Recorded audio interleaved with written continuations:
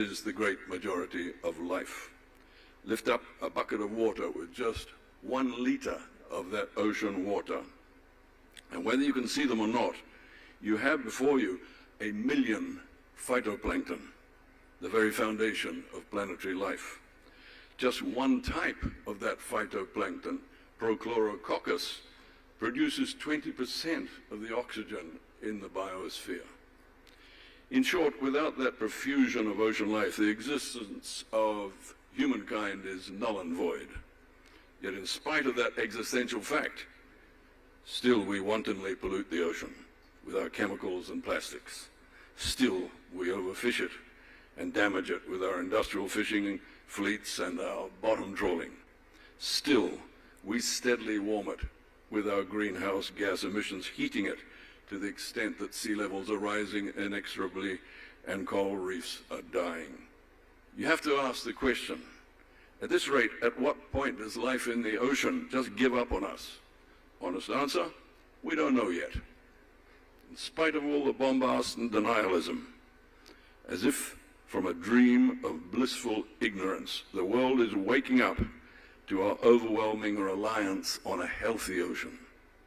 And here's where the hope comes in. Here's where we see a prosperous future for our grandchildren and theirs.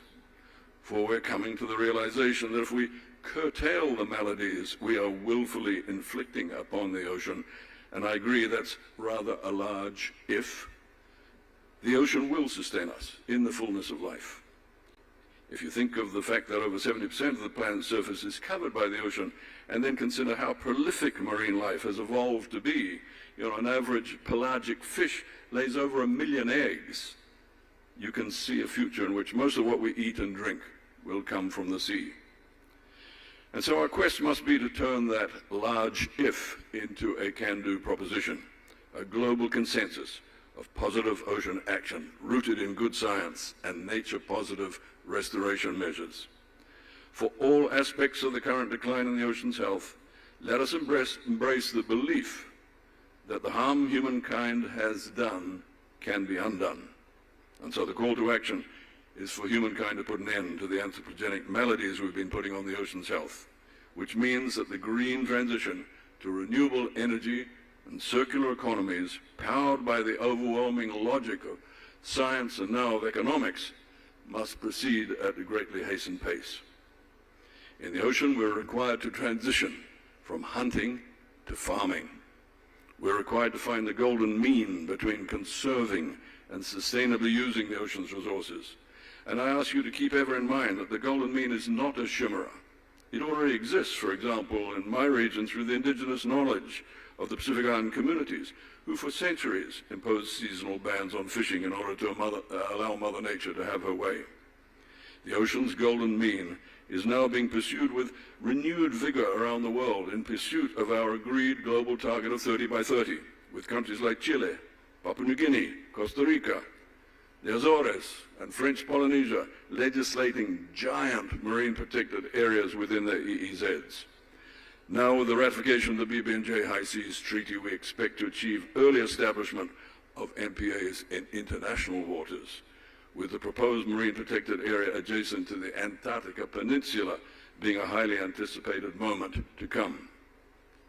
So, Excellencies, ladies and gentlemen, achieving SDG 14, establishing that golden mean between conservation and sustainable use of the ocean's resources is not something that happens with a wave of Neptune's trident. Neither does it happen as a single breakthrough at 1 or 2 conferences.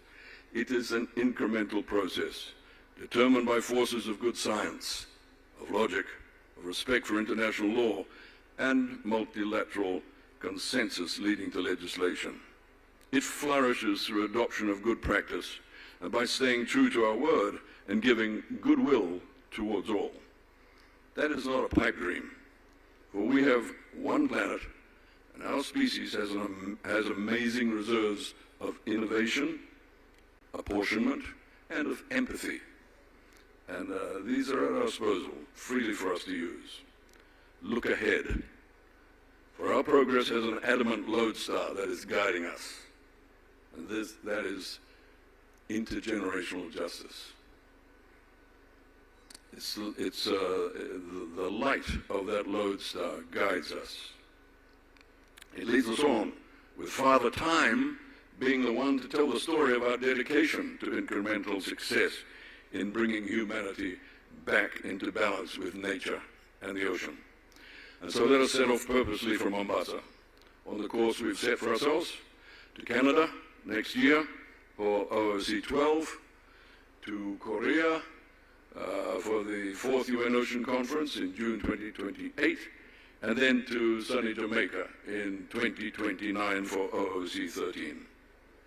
Along the way, we replenish our resolve and our resources at gatherings like the Biodiversity Convention's COP17 in Armenia this October, at the Global Coral Reef Summit in Saudi Arabia in November, and later that month at UNFCCC's COP31 in Turkey.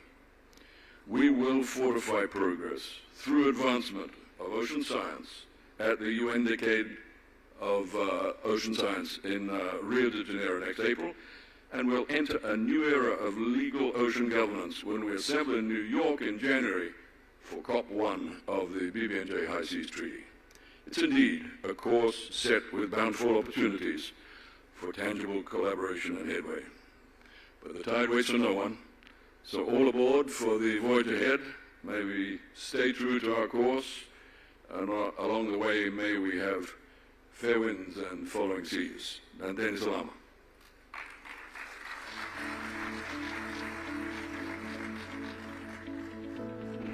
With your permission, Your Excellency, allow me to now invite the Cabinet Secretary for Mining, Blue Economy and Maritime Affairs, Honorable Ali Hassan Joho.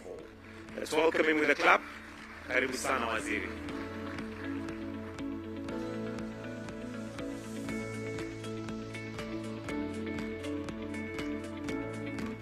Your Excellency, Dr. William Samoei Ruto, President of the Republic of Kenya, Your Excellency, Dr. Hussein Mwinyi, allow me very briefly to invite my colleague, the Minister from Jamaica, Minister of Water, Environment and Climate Change, Honorable Matthew Samuda, to come and make some remarks. Your Excellency, Matthew Samuda will be hosting us in 2028.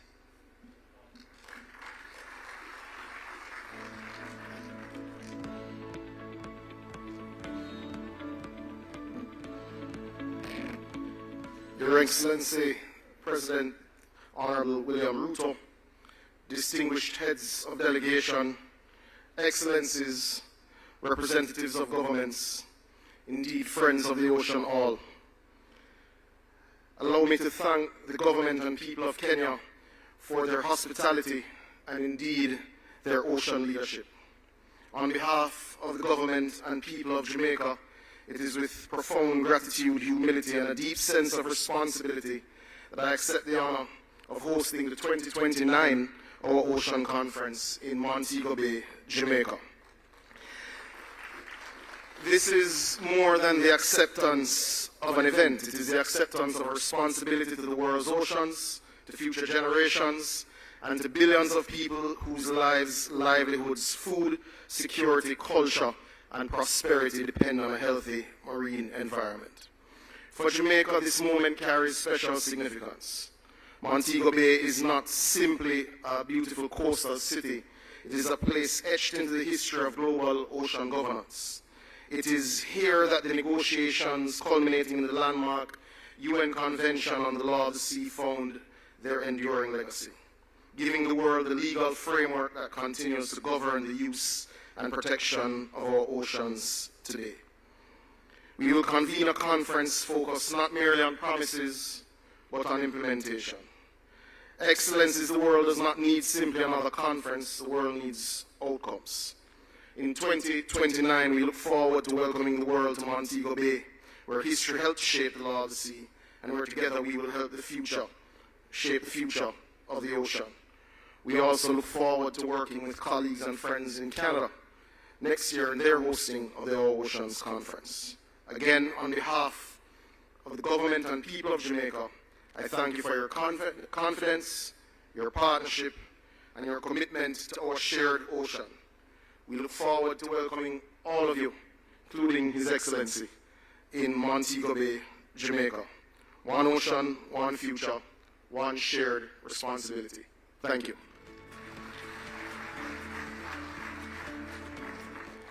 Your Excellency, I was trying to see if I could use some Jamaican words to say thank you, but the only one I know is Wagwan.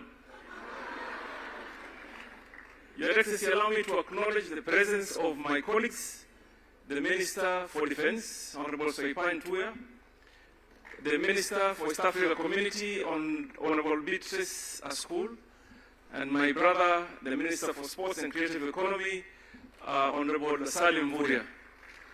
Your Excellency, also there are very many members of Parliament led by the Chairman of the Coast Parliamentary Group, Honorable Gertrude Mayu. Chairman, can you just be upstanding so we can wave? Your Excellency, we had agreed with Governor Abdulswamad because he speaks quite a lot and to leave me the duty of recognizing the governors. So we have the neighboring governor for Kilifi, Governor Gideon Maitha Mngaro, then Governor Tanariva, Major Retired Dado Godana, then Governor Isa Timami, Governor for Lamu, and finally Governor Mwadime, Governor for Taita Taveta County.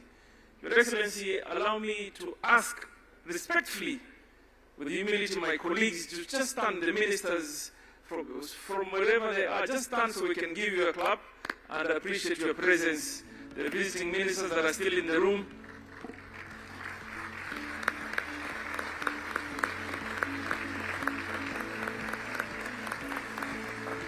Thank you very much. Your Excellency, ladies and gentlemen, Kenya is honored to have hosted the 11th Hour Ocean Conference, and the city of Mombasa is proud to have played hosts. This gathering has been a turning point in ocean diplomacy, one led by Global South, anchored in Africa's rising role as a center for innovation and partnerships, guided by conviction that the future belongs to our children and that we are merely custodians. The 11th Hour Ocean Conference has elevated what too many conferences leave behind: community voices, gender equity, youth leadership, and indigenous knowledge systems that have governed our oceans long before international frameworks existed. In the course of the week, we successfully prosecuted all the 8 pillars of the conference. Your Excellency, on the Ocean Climate Nexus, we aligned ocean action with global climate goals and affirmed that the two cannot be separated. On the sustainable fisheries, we confronted IUU fishing with both community accountability and scientific rigor. On the sustainable blue economy, we unlocked investment pathways and financing frameworks that can drive real growth for coastal nations. On marine protected areas, we charted credible routes towards the 30 by 30 target and strengthened the case for protecting the high seas.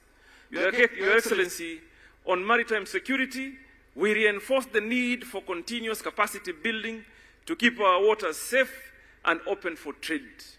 On marine pollution, we tackled plastic across their full life cycle, from production to the ocean floor. On maritime transport and infrastructure, Your Excellency, we named what previous ocean conferences overlook: that our ports, our shipping corridors, and our coastal facilities are the arteries of trade, the backbone of connectivity, and the foundation of resilient blue economy. Investing in them means jobs, prosperity, and dignity for our people. And through our special agenda on community leadership, we insisted that the bottom-up approach must drive economic action, because no management strategy that bypasses the people will ever succeed. The conference was enriched by academic symposia, youth forums, and business dialogues that brought together researchers, young leaders, and investors from across the world. 40 side events expanded these discussions further, producing floor announcements, investment deals, and new collaborations that will outlast this week, Your Excellency. As a nation, we recognize the ocean as the engine of our development, the foundation upon which food security, trade, energy, tourism, and community resilience are all built. To realize the full potential, destructive practices must be reversed and finance flows redirected towards sustainable ocean investment. Our ports, shipping lines, and coastal infrastructure are not peripheral concerns. They are central to how Africa connects with the world and how our people access prosperity. Your Excellency, as we close this conference here in Mombasa, it is not a simple feeling that I have. It is more of accountability.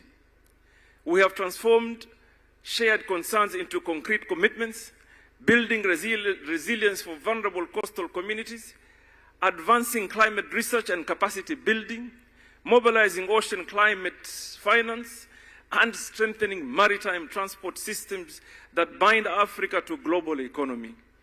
There are promises made in this city, before this ocean, to the generations who will inherit both. This conference, Your Excellency, has shown us something important. The ocean is not one subsector. It is a living system where climate, security, fisheries, transport, infrastructure, pollution, and community leadership converge. To govern it well, we must hold all this together.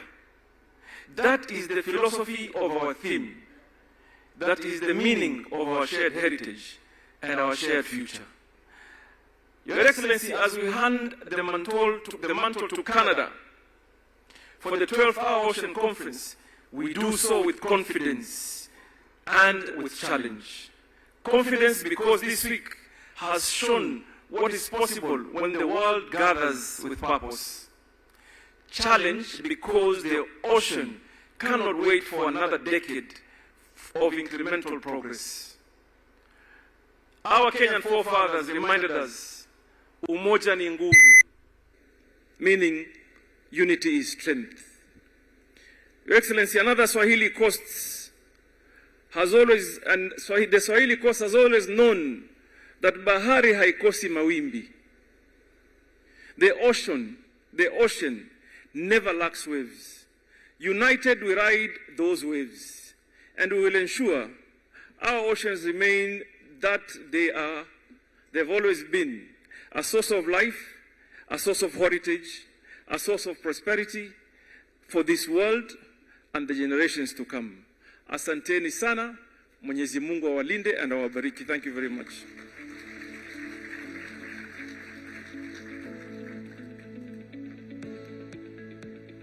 Your Excellency, I have one more duty, a very simple duty, to invite our next host to the floor. That is Director General for Fisheries and International Policy from Canada, Darcy Dimasico.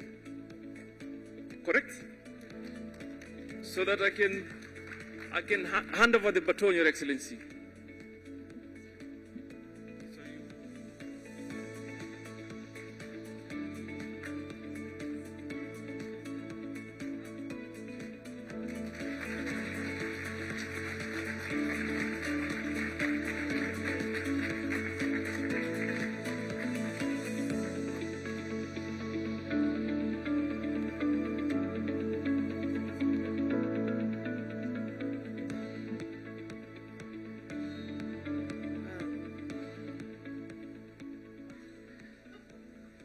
Good afternoon, Your Excellency President Ruto, Your Excellencies, Honorable Ministers, fellow delegates.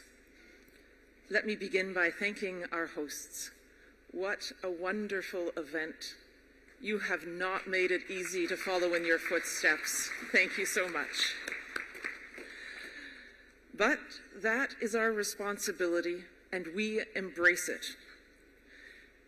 It's my pleasure to introduce the Honourable John Thompson, the Minister of Fisheries for Canada. She could not be here today, but she wanted to share with you a short message.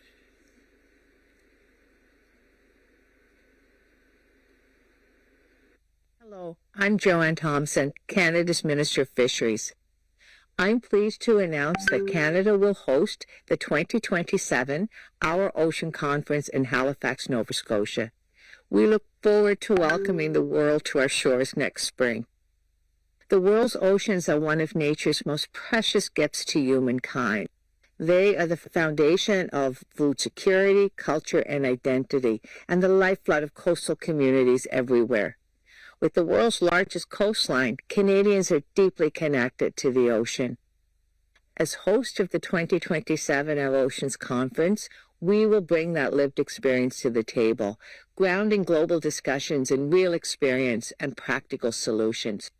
Our goal is to deliver a conference that advances global ambitions and translates shared commitments into meaningful actions. Some of the things you can expect Canada to showcase next year include the importance of partnerships with Indigenous peoples and the generational knowledge they bring to ocean stewardship, the urgent need to protect northern marine ecosystems as climate change transforms the Arctic at an unprecedented pace, and how we're using science, data, innovation, and nature-based solutions to support sustainable economic opportunities. I want to congratulate the government of Kenya for hosting a successful conference in Mombasa. You showcased your country's strong commitment to ocean leadership and the importance of taking global action. I'm excited to build on this momentum in Canada, where we will strengthen ocean governance, build a stronger blue economy to support a coastal, rural, and island communities, and turn your ambitions into real action. And yes, Canadian world-class seafood will be on the menu. We will see you in 2027.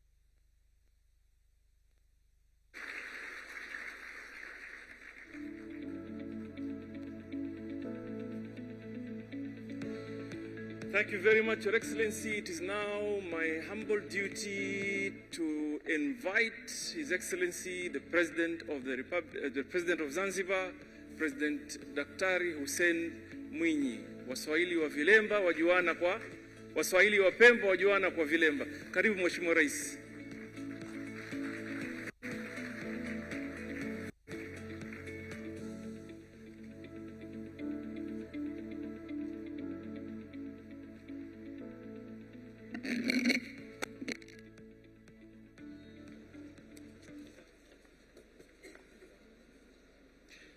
Your Excellency, Dr. William Ruto, President of the Republic of Kenya, honorable ministers here present, distinguished delegates, ladies and gentlemen. It is a great honor for me to join you at this important gathering. I bring warm greetings from Her Excellency Dr. Samia Suluhu Hassan, President of the United Republic of Tanzania, and from the people of Tanzania.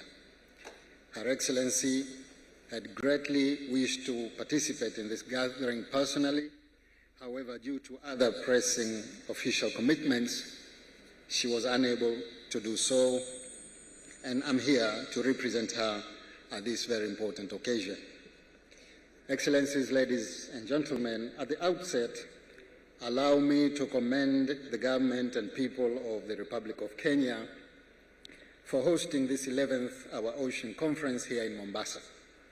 This historic occasion, being the first of its kind held on African soil, reflects Africa's growing leadership in ocean governance and sustainable blue development. I also extend sincere appreciation to our Ocean Conference organizers and all partners for their dedication in making this conference a success. Excellencies, ladies and gentlemen, Over the past days, we have engaged in productive discussions, exchanged valuable experiences, and strengthened partnerships aimed at securing the future of our ocean. The theme of this conference, Our Ocean, Our Heritage, Our Future, has reminded us that the ocean is not only a shared natural resource, but also a foundation for livelihoods, food security, trade, climate resilience, culture, and sustainable prosperity.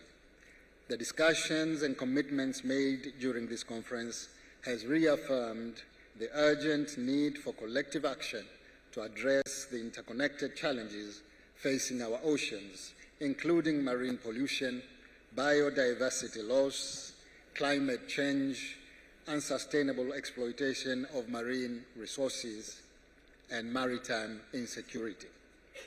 Distinguished delegates, for the United Republic of Tanzania, the ocean is central to our development and prosperity. Tanzania possesses approximately 1,424 kilometers of coastline along the Indian Ocean and an exclusive economic zone covering 223,000 square kilometers. Our country is also endowed with approximately 64,000 square kilometers of ocean waters and 61,500 kilometers of fresh water resources, making the blue economy one of the most strategic sectors for our long-term economic transformation. These maritime and aquatic resources support fisheries, aquaculture, tourism, maritime trade, transport, offshore energy, and millions of livelihoods. Tanzania's fisheries sector currently produces over 513,000 tons of fishery products annually, valued at approximately 3.5 trillion Tanzanian shillings. In addition, offshore natural gas discoveries, estimated at 57.5 trillion cubic feet, of which 47.1 trillion cubic feet are offshore, continue to present significant opportunities for economic development and industrial transformation. Zanzibar, a semi-autonomous island archipelago of the United Republic of Tanzania, covering approximately 2,600 square kilometers, plays a central role in advancing this national vision. The blue economy contributes nearly 30% of Zanzibar's GDP and directly supports livelihoods for a substantial share of the population, particularly women and youth engaged in fisheries, seaweed farming, tourism, and marine-related trade. Recognizing the immense value of ocean resources, Tanzania has placed the blue economy at the center of its national development agenda. Zanzibar adopted its blue economy policy in 2020 to guide sustainable investment in fisheries, aquaculture, tourism, maritime transport, renewable energy, and marine governance, while mainland Tanzania had adopted the policy in 2024 and continues to strengthen its policy, legal, and institutional frameworks that support sustainable ocean management and ocean-based industries. Distinguished delegates, ladies and gentlemen, the United Republic of Tanzania fully supports the 6 interconnected thematic priorities of this conference.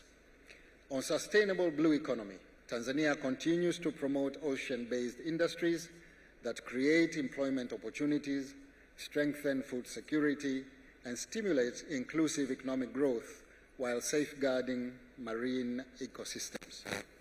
However, unlocking the full potential of Africa's blue economy requires addressing persistent financing gaps, limited technology access, and institutional capacity challenges.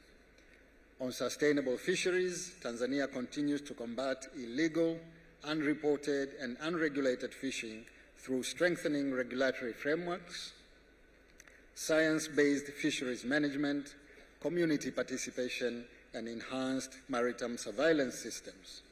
We continue to strengthen maritime domain awareness across our exclusive economic zone through modern radar systems, vessel monitoring infrastructure, and regional cooperation.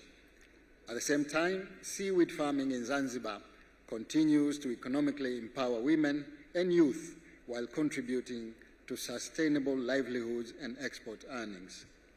Regarding the marine protected areas, Tanzania recognizes that economic utilization of ocean resources cannot happen at the expense of ecological integrity. We have established over 4,320 square kilometers of marine parks and reserves, including internationally recognized conservation areas such as Mafia Island Marine Park, Mnazi Bay Marine Park, Menai Bay Conservation Area, Mnemba Island Chwaka Bay, and Pemba Channel Conservation Area. In addition, Tanzania is finalizing the establishment of 3 new marine protected areas in Eastern Pemba and Kilwa districts, contributing directly towards the global 30 by 30 biodiversity conservation targets. These efforts are reinforced through mangrove restoration programs covering approximately 158,000 hectares across our coastal areas, strengthening ecosystem resilience and supporting blue carbon initiatives. Distinguished guests, ladies and gentlemen, on marine pollution, Tanzania recognized the growing threat posed by plastic waste and land-based pollution to marine ecosystems, tourism, fisheries, and public health. Our country currently faces an annual waste management challenge exceeding 14 million tons.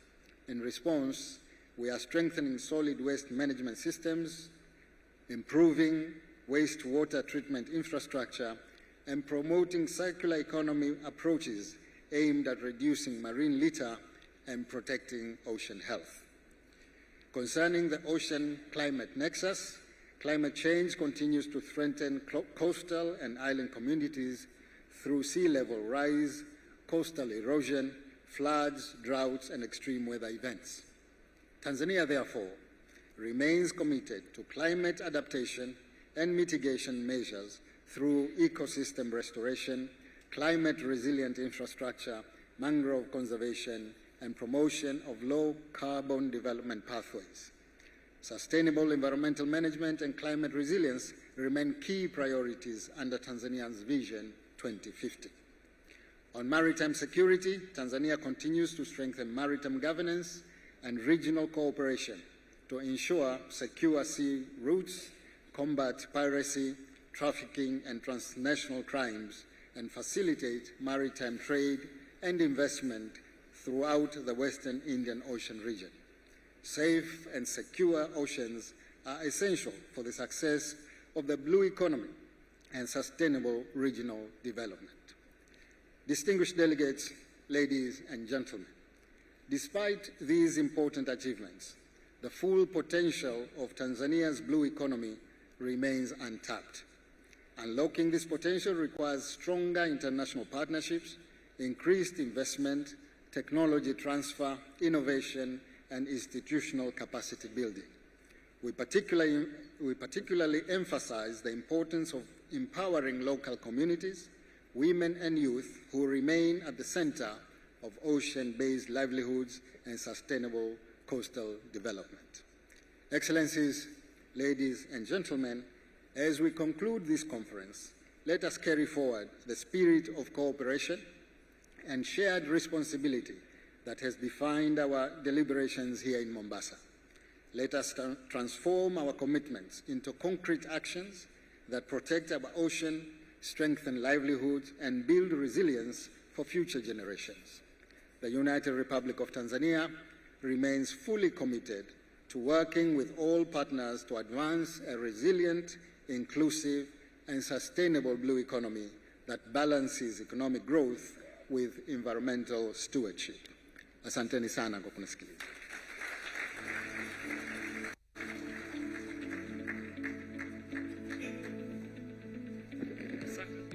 Asante sana Mheshimiwa Rais. Your Excellency, very quickly, with your permission, I had forgot to recognize my colleague, Deborah Baraza, the Minister for Environment. And I am told also the Governor of Kwale, Fatuma Achani. The Deputy Governor, oh yeah, sorry. And finally, Your Excellency, I want to thank everybody that participated in the whole of government approach, the principal secretaries that are here. Thank you very much. And Canada will support you. Excellency, Canada has asked that we support. So with your permission, we will support. We will go and do some work with Canada. Finally, Your Excellency, I want to request that we be upstanding so that we can welcome His Excellency, the President of the Republic of Kenya, Dr. William Samoei Ruto.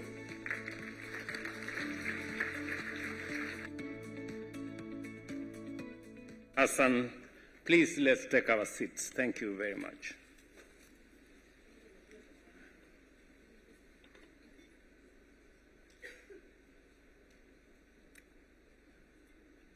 First, on behalf of the government and people of Kenya, I want to thank all of you for finding time to come for this important Our Oceans conference.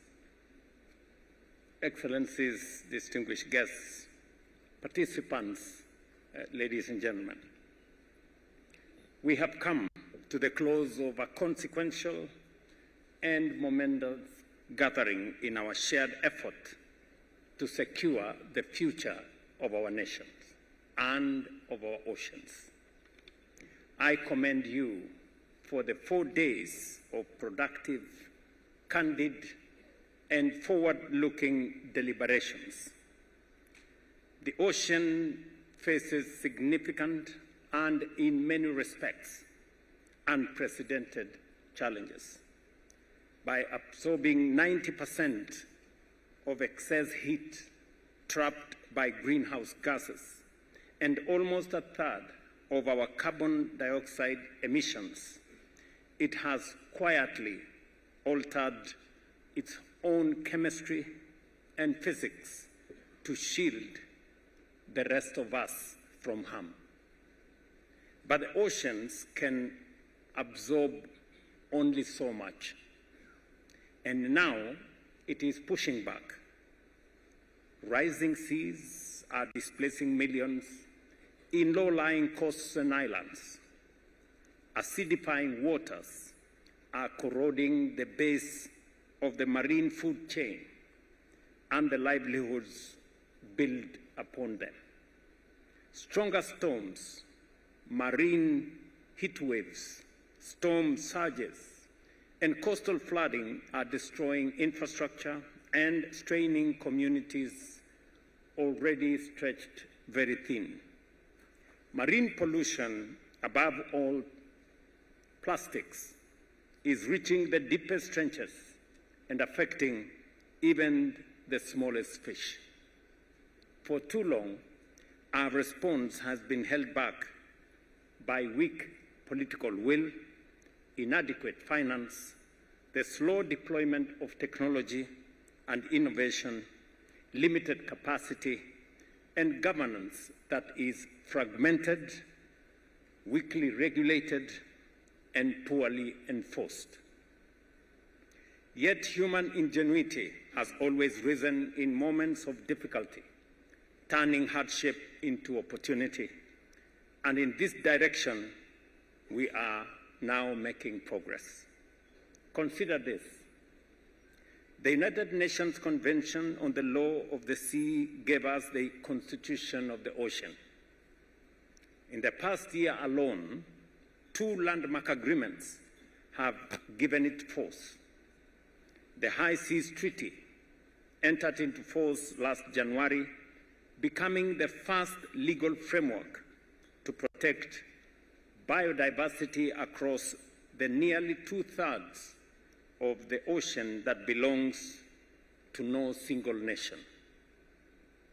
Complementing this achievement, the World Trade Organization's agreement on fisheries subsidies entered into force in September 2025, making it the first World Trade Organization agreement devoted to sustainability. I say this with particular pride, as Kenya was among the nations whose ratification finally carried that agreement over the line and into force.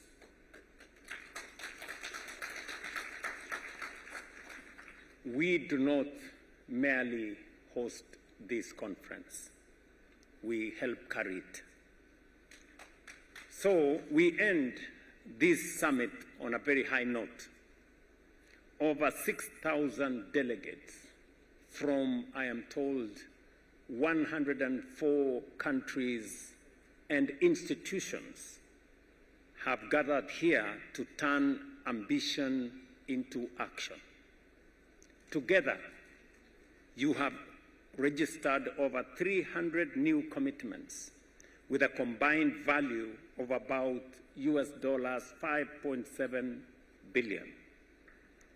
Kenya alone has made 40 commitments valued at US dollars 1.1 billion in support of our blue economy.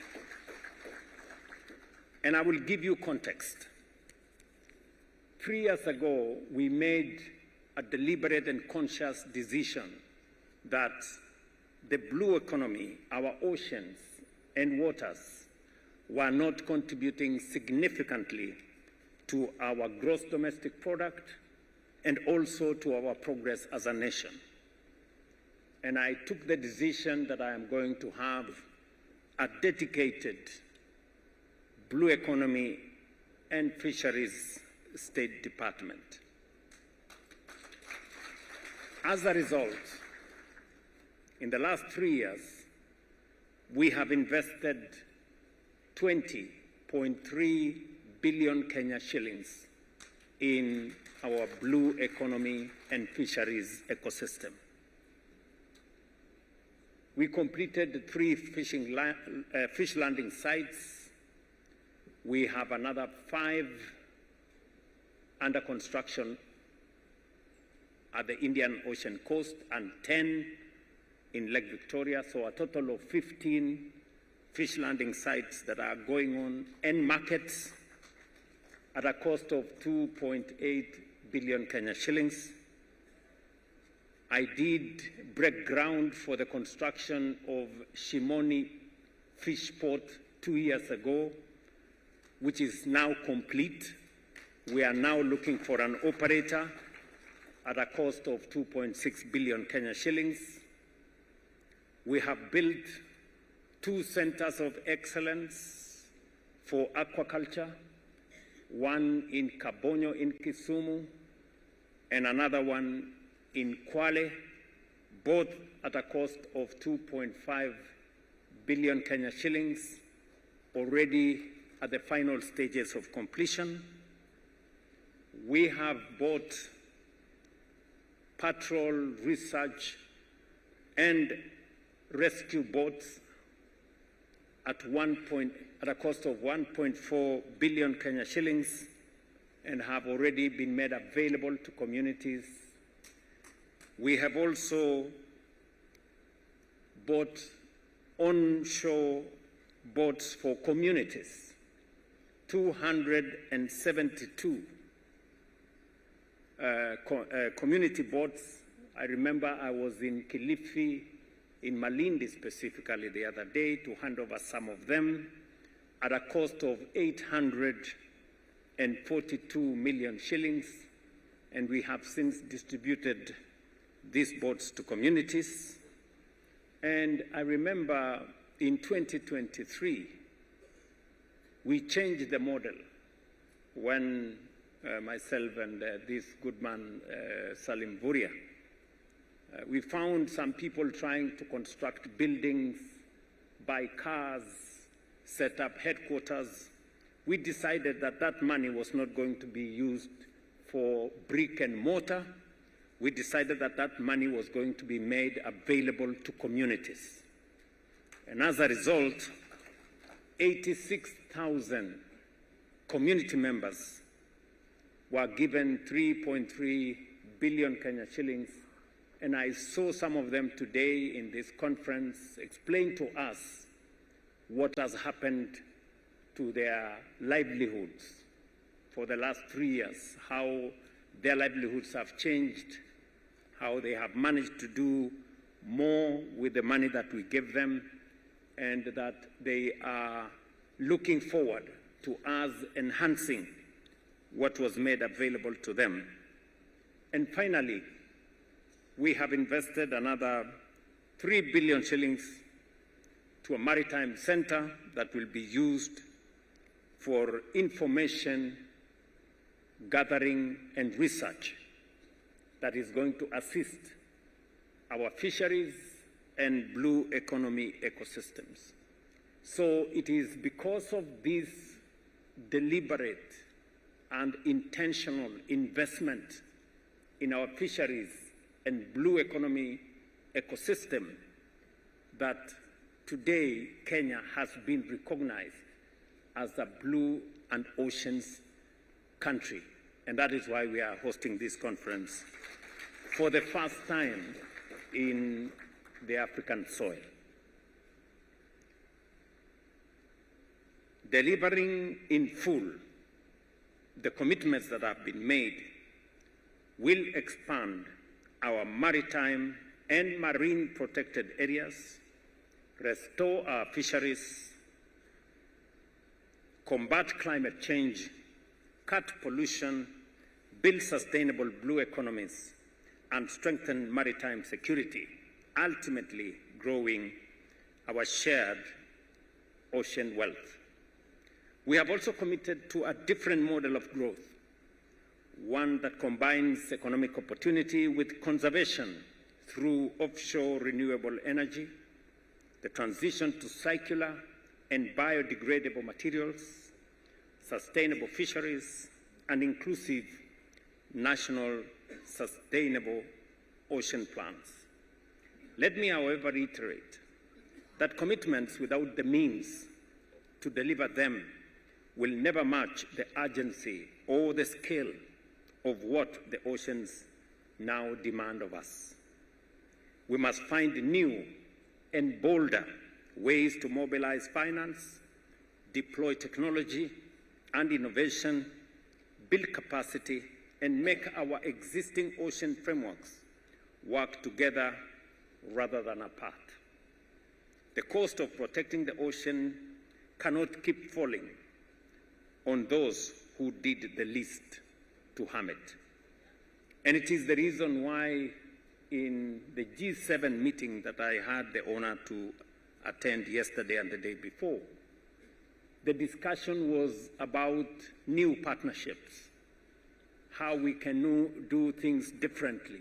And our position, as we consolidated that position during the Africa Forward Summit last month, was that going forward, the conversation and the engagement by those of us from the Global South and from Africa will no longer be on dependency.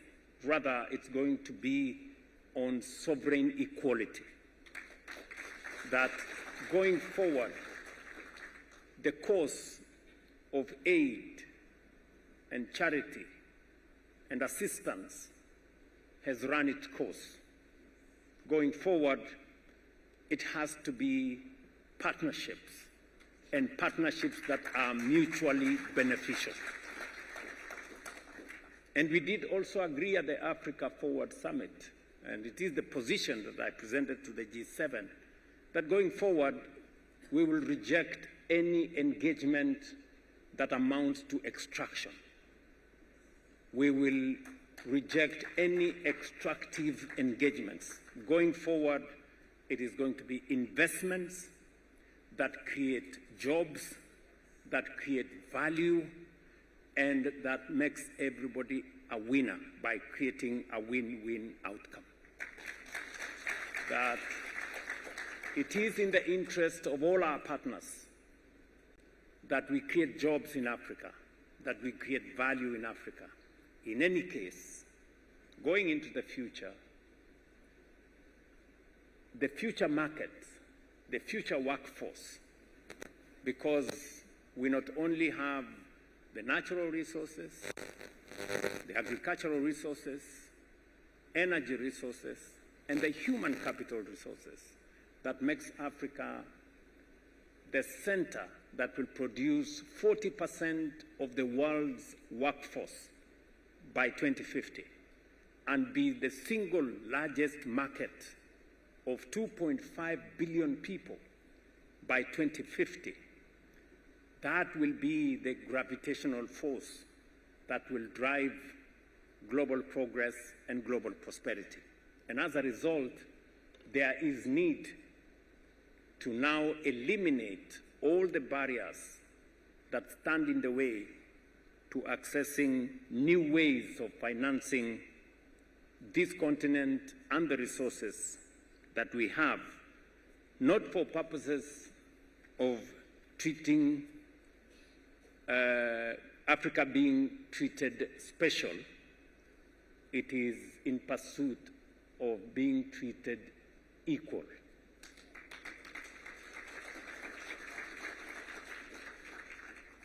And being treated equal is not too much to ask. It just means that. We do not want to be treated as special human beings, but we want to be treated equally with others. So this is the mission, and I'm very happy that this conference has delegates from across the world. And we are speaking together because oceans and all the other resources are shared equally amongst all people. In conclusion, the world has one honest option: to turn political promise into real action, to green our ports, drive blue-green industrialization, create high-value and dignified jobs, and secure a living and resilient ocean.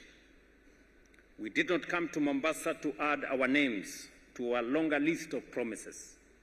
We came to turn the tide.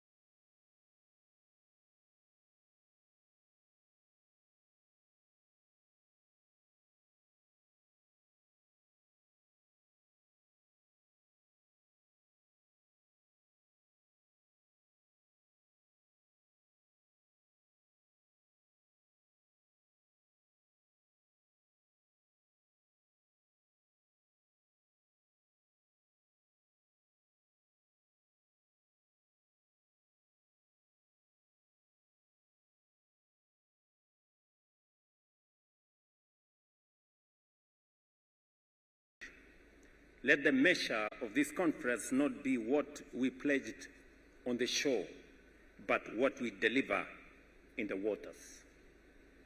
Excellencies, ladies and gentlemen, once again, I extend my most sincere gratitude to all of you for your invaluable contribution throughout this conference, and for fellow citizens from the Republic of Kenya. Niwashukuru sana. Nimshukuru waziri wetu Ali Hassan Joho kwa ile kazi amefanya na timu yake kutoka wizara Betsy, PS wake na PSS wale wengine, pamoja na wale wote walioshiriki pamoja katika kuendesha conference hii ambayo tumesikia ushuhuda kutoka hawa wageni kwamba ni conference ya kimataifa ambayo imetengenezwa katika mji wetu wa Mombasa. Nataka niseme pongezi. Conference hii inayofanyika hapa Mombasa ni conference ya kwanza kufanyika, Ocean Conference ya kwanza kufanyika katika bara la Afrika. Haijafanyika kwa bahati. haijafanyika kwa makosa. Imefanyika kwa sababu tuko na mpango. Na dunia nzima linaelewa tuko na mpango. Na ndio sababu hiyo tuko na conference hii hapa Kenya. Na sio hii conference peke yake. Niwakumbushe kidogo. 2023 tulikuwa na conference ya kwanza ya Africa Climate Summit iliyofanyika katika bara letu la Afrika. Niwakumbushe tena ya kwamba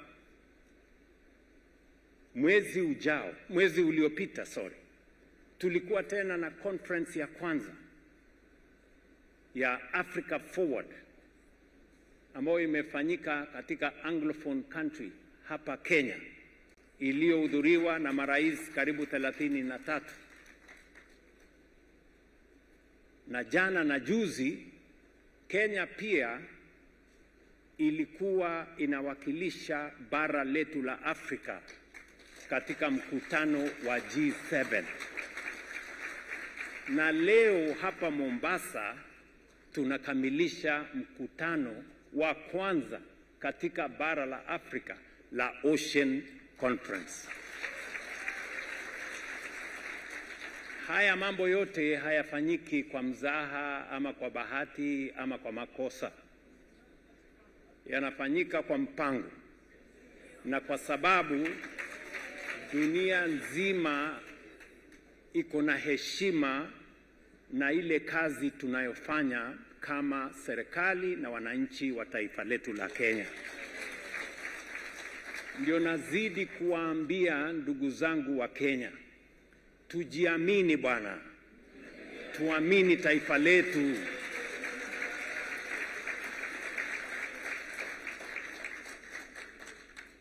Tuache porojo na propaganda na fitina nyingi na matusi ambayo hayana maana.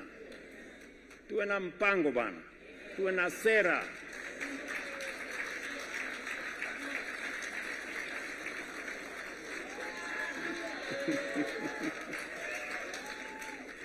Hivyo ndivyo tutakapopata heshima. Sijui kama tunaelewana. Ukiangalia katika vyombo vya habari huwezi hata kujua kwamba kuna conference kubwa ya kimataifa inaendelea Mombasa. Kule kwenye vyombo vya habari ni matusi, fitina na vitu mambo madogo madogo. Lakini ni sawa tu. Hivyo ndivyo mambo yalivyo hapa. Lakini kitakuja kueleweka.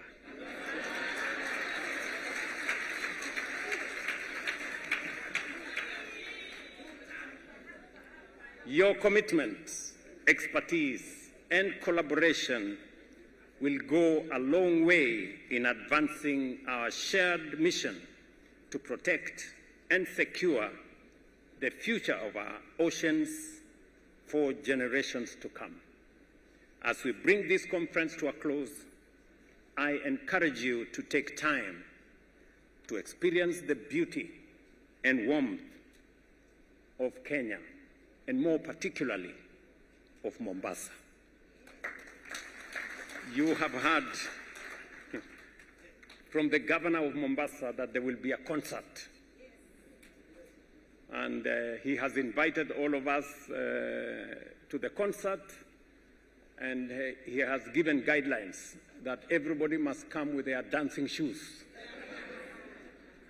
So I don't know what kind of any other attire that may be required. Before your journey home, I invite you to explore magical Kenya, great Mombasa, especially our magnificent coast, whose oceans have been at the heart of our discussions and whose future we have gathered here to safeguard. I am confident that the memories you create here will remain with you for a lifetime.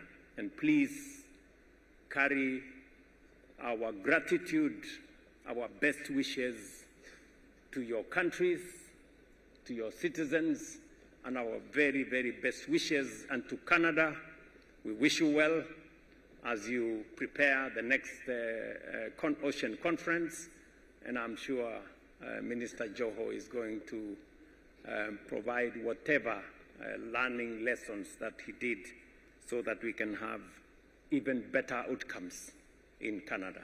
Thank you very much, and may God bless you.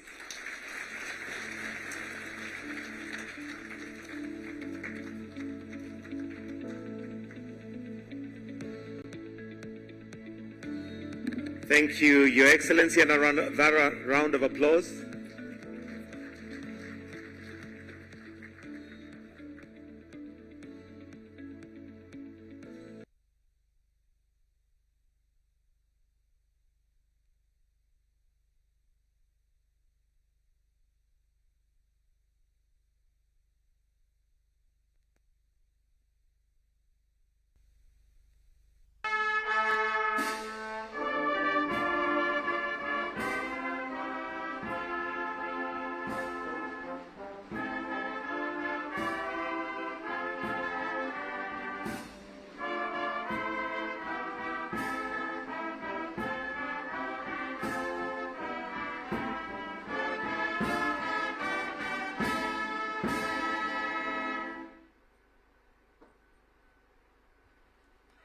That brings us to the end of this session. I'll request that the